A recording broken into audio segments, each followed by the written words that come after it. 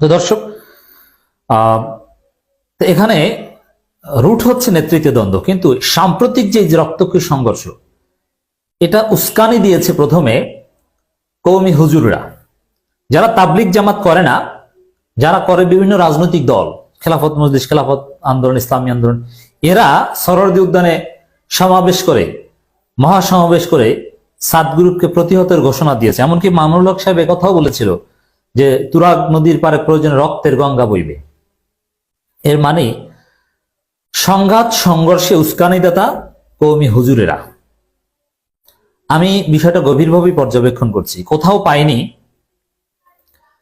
যে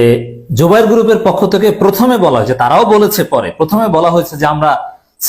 জুবাইর গ্রুপকে বাংলাদেশে, মানে সাত গ্রুপের পক্ষ থেকে প্রথমে বলা হয়েছে, এরকম পাইনি